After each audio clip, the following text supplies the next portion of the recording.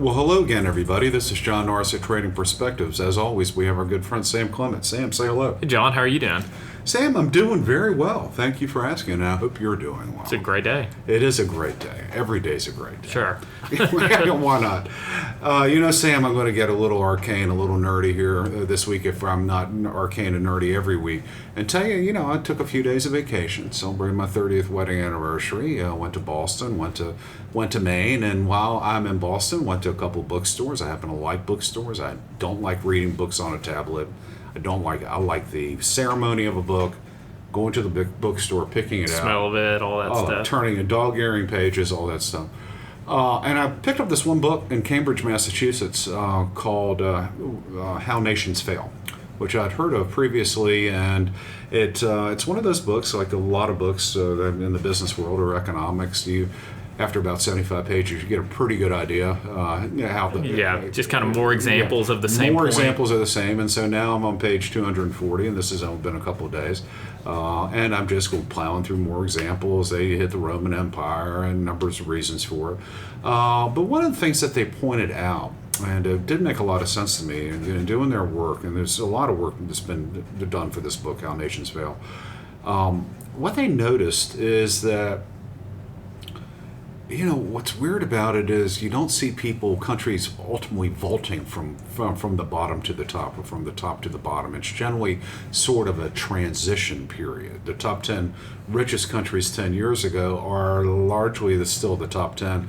Top 10 poorest countries are still largely the poorest.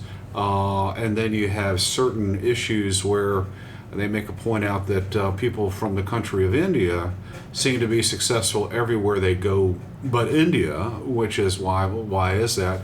And why for so many decades the Chinese were so wonderfully successful every place they went but for the People's Republic of China. Then all of a sudden that changed. But by and large, Africa is still desperately poor. By and large, the G7 in Western Europe is still extremely rich. Yeah. And so when I took a look at that and I thought about our nation as a whole and kind of the various states, Connecticut's always on top, Mississippi's always on the bottom, nothing ever changes. Why is that? And why isn't there been any sort of change? And the people in the book would make the argument that the political institutions aren't inclusive enough. And by inclusive, they're not talking about making sure that you have a rainbow of different people in office, but that the various institutions promulgate enfranchisement into the system. Mm-hmm. And when you take a look at countries around the world, you can make the argument that sub-Saharan Africa falters because its leaders have not done a good job of doing that.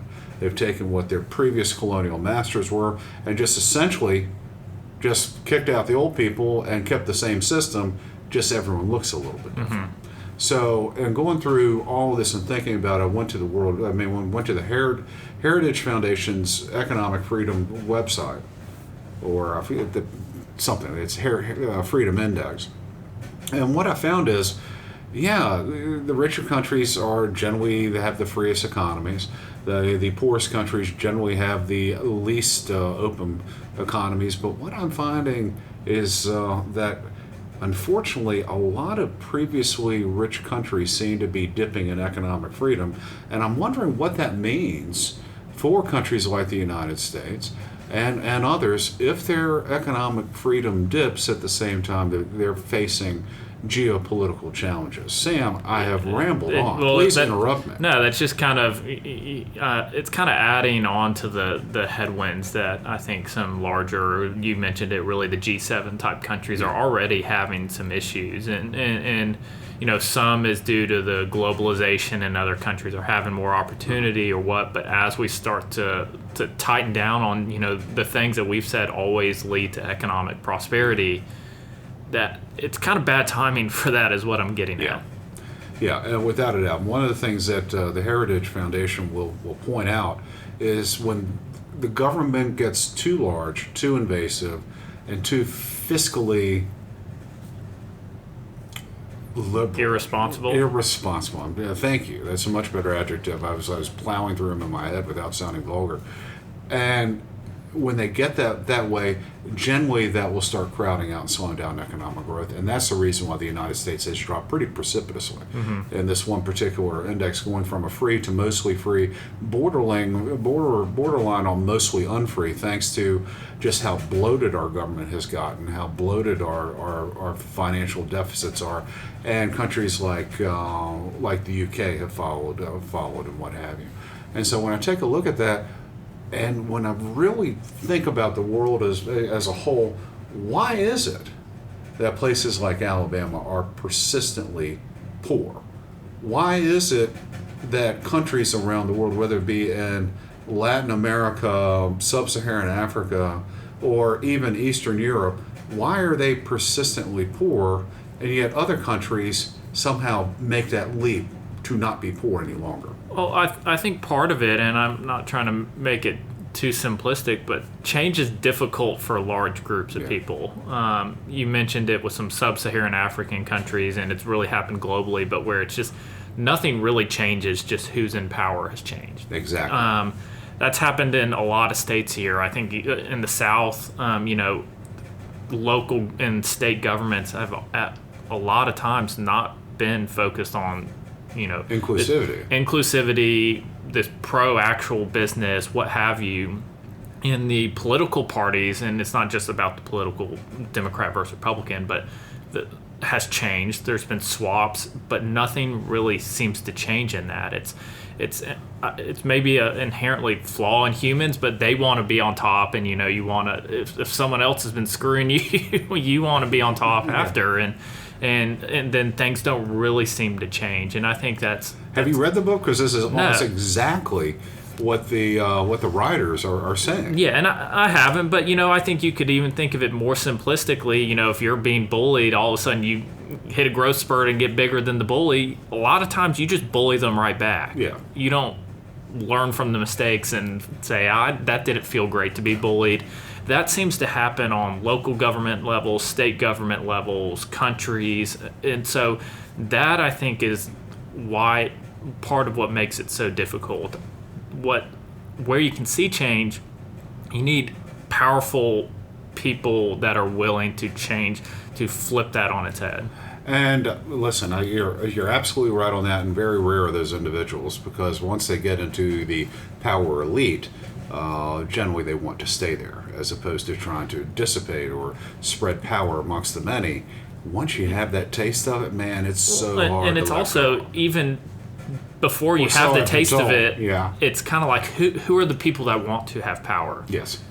Typically the people that want to maintain power, not to truly make things better. I mean, we've mentioned that. I've talked about that with typically the people that want to run for president. There's almost something psychologically concerning about it. I mean, certainly not to toot my own horn, but I'll get in political discussions with family members and friends, and they go, "Why don't you ever run for office somewhere? You seem like you got your head screwed on straight." I go, "Why in the world would I want to do that?" Yeah, and I think that's a common and honestly normal response, because it's and so the people that really strive for that, and we see it a lot here, and it's not unique to the U.S., but people that stay in politics, we'll call it, stay in politics their whole career. They're career politicians. There's a whole term for it. They love the power. And there's a term for it. And the people who are in power end up making money. Yeah, and so, not off their salary, because they don't get paid. For instance, I had a friend of mine and former employer sent me an email this morning talking about Janet Yellen. He's not a Janet Yellen fan. I'm not particularly a Janet Yellen fan either.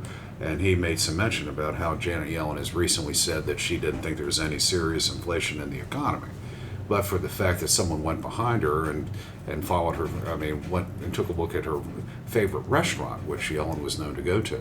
Or is known to go to, still, currently. Yeah.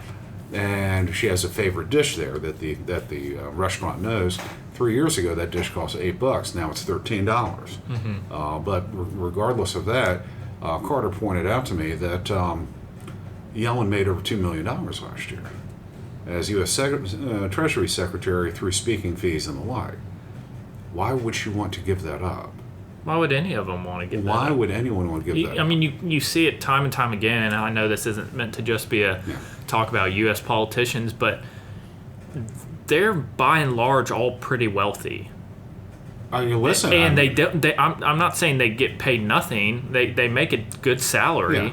but not the salaries that if you're making what a House of Representatives member was making, and you fast forward 30 years, that's not the same level of wealth. Well, it's the same thing with Barack Obama. Barack Obama went to Washington, a community organizer, and now lives in a $14.5 million mansion in Martha's Vineyard. Mm-hmm.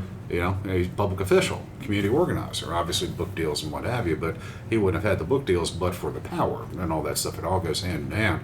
But before we delve into individual politicians too much, going back to why do some cultures remain wealthy, why do some states remain poor, and all that stuff, it goes back to what you said. People like to stay in power.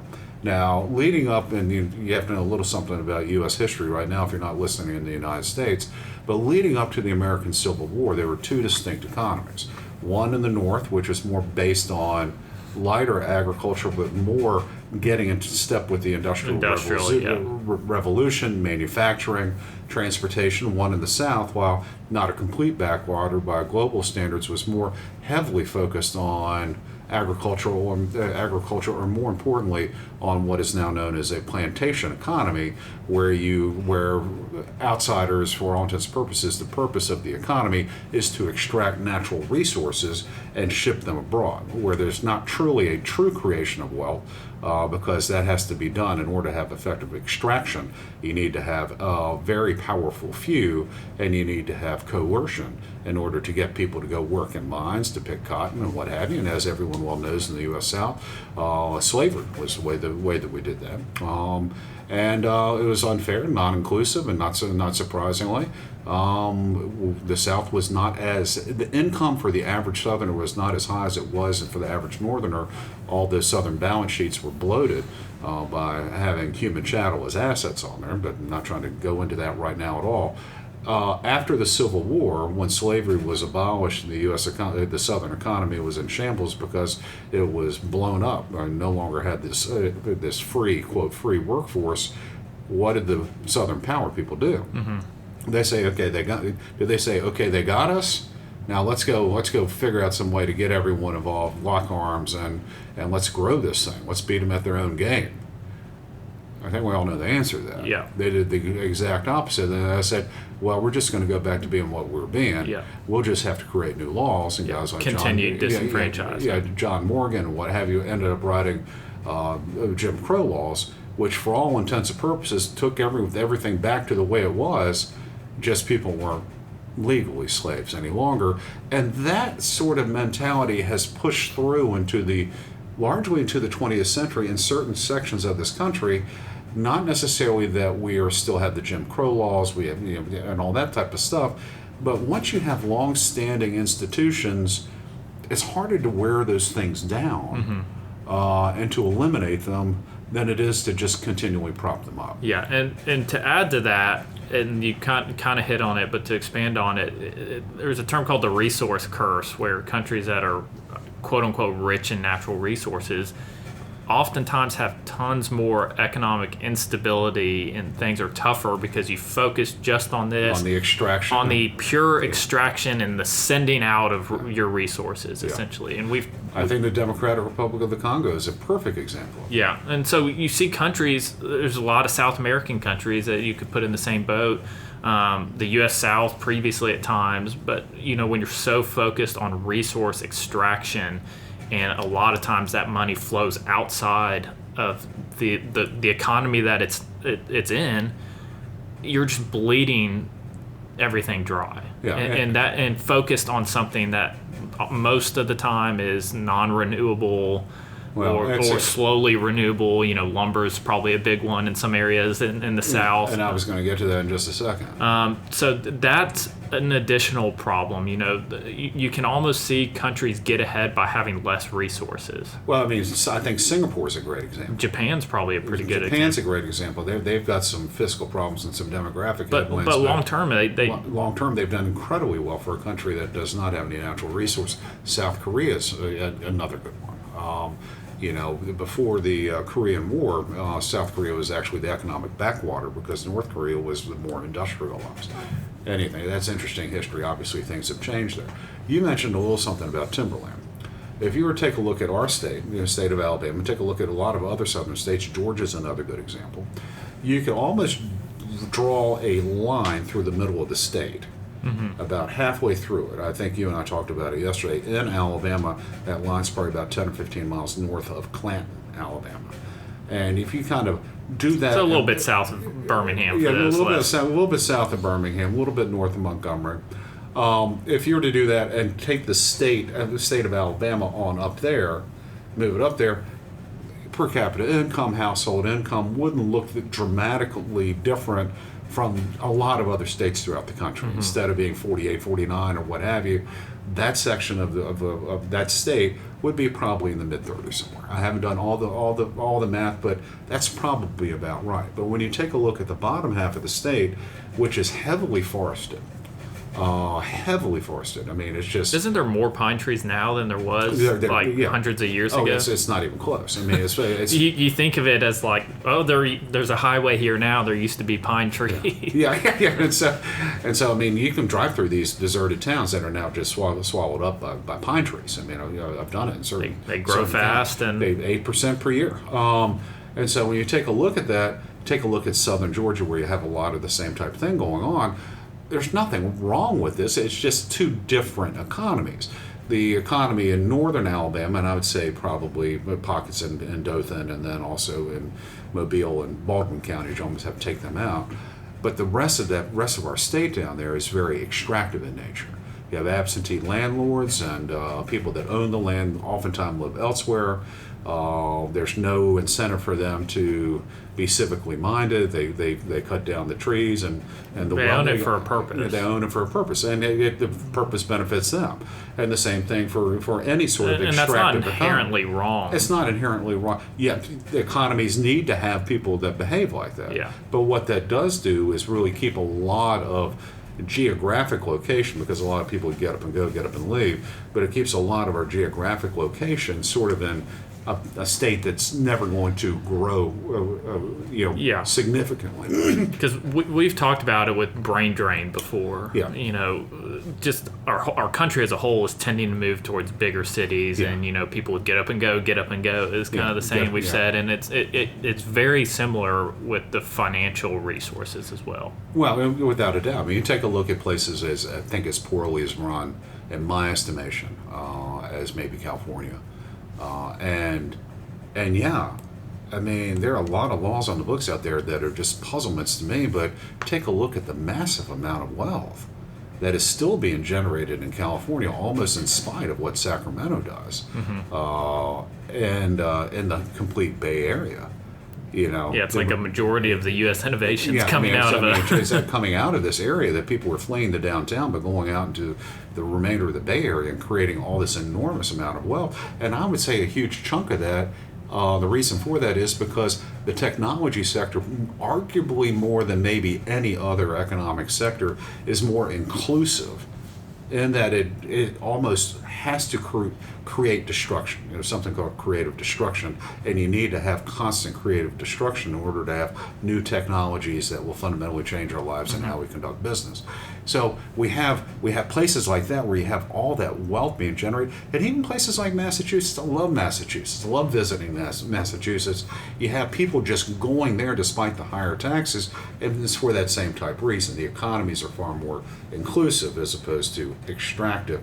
And I would say that we're seeing that really around the world. I don't think there's any hope for sub-Saharan Africa the way things are currently structured. I don't think there's a lot of hope for South America either. Yeah. And I don't think there's a lot of hope of the state of Alabama or Mississippi, Arkansas, Louisiana, any of these places, given the way that things are currently run, given the way that the tax structures currently are, and without someone coming in and saying enough and really probably getting killed in the process. Truthfully. Yeah. Without someone coming in and doing that, these states are always going to be in the bottom 10, no matter the fact that I love living here. I mean, south of town, likewise. South of town, over the mountain, Birmingham is a real nice place to live. Don't get me wrong, but the estates as a whole, until we get more inclusive policies, and it's not just about DEI, it's about having economic institutions, tax policies, educational systems which foster that creative destruction, which foster the willingness to take risk and to be entrepreneurial. Yeah. Until you have that time, it is very difficult to have massive economic. Yeah, you mentioned growth. going back to Silicon Valley, and I think one of the quotes that's always stuck out to me from people out there is "build fast and break things." Yeah, well, it's true. Yeah. So yeah, something has to change. Things don't change until something changes. Well, you're right about that. I mean, so when you look around the state of the world, is there any sort of country, territory, or whatnot, do you think they're just all of a sudden, hey, they're on the cusp of something great? Or is it just going to be same old, and 10 years from now, we're still going to be looking at the top 10 poorest countries in the world. We're still going to be looking at the top 10 poorest states in the U.S. probably being in the Southwest and the Southeastern United States. Do you think anything's going to change? Look, the easy answer on a country level, I guess it's the easy answer to me, is India. And we've talked about the potential energy in this country, but it's also the equivalent of a tanker or a cruise ship. That it's hard to. It's such a massive country. It is hard, I would imagine, to turn the ship as quickly as they would like to. But agree. it's a country with tons and tons of potential energy. And, being this China plus one that we've talked about, they could be the biggest benefactor from it. And they're still going to... And there's going to have to be an enormous amount of destruction of the current way of doing things. I might have told you that story that made a presentation in Nashville back in April. I met this guy from Chicago. Does a bunch of business in India, and he said that the amount of bribes that you have to bribe the local bureaucrats in order to get things done is just part of doing business over there. Mm-hmm. Which it's as long as that's the case, things can't change. Yeah, he calls it the quiche. But when they came out of colonial rule, British colonial rule, unfortunately, New Delhi left a lot of that infrastructure in place. Nothing really changed, but they decided that they wanted to be completely self-sufficient. And as they did that, they found that they couldn't distribute resources correctly, and the bureaucracy grew. So now you have a situation where you have guys like Modi that arguably are maybe trying to break down that a little bit, but I think now Modi's more in the position of trying to increase the power of Modi. and so you have that situation. I do agree with you that India has the most potential of any major country or economy out there to grow rapidly from now over the next 2 to 3 decades. Is going to require a fundamental change in how New Delhi and the bureaucracy in the subcontinent governs the country, in my estimation. Yep, I agree. How about locally? And then we're running a little bit long. Do you think, have you, in your travels throughout the country, is there a state that you, or a metropolitan area or some area that you're thinking, this place gets it, I understand why people are moving here, and it's going to be like that forever? I feel like as a state, and I'm kind of going with the easy answer. Florida has done a phenomenal job, I would say. Cities-wise, we see it competing with them, but Atlanta, while they still have a ways to go, I think has done such a good job of promoting and bringing in businesses that it is truly an inclusive it's economy. A state to envy right now. Yeah. And so that's, they're already doing it. It's not like I'm projecting something that isn't already happening, but there is a lot to envy with what the state of Georgia has done. I would agree with you on that, but however, I would make the caveat, I think there's an enormous difference maybe from the remainder of Georgia and the massive Atlanta metropolitan area. Sure, yeah. But when you take a look now at the size of Atlanta Metro's population relative to the remainder of the state. It's unbelievable. It's, 60, 70%. It's some massive number. Yeah.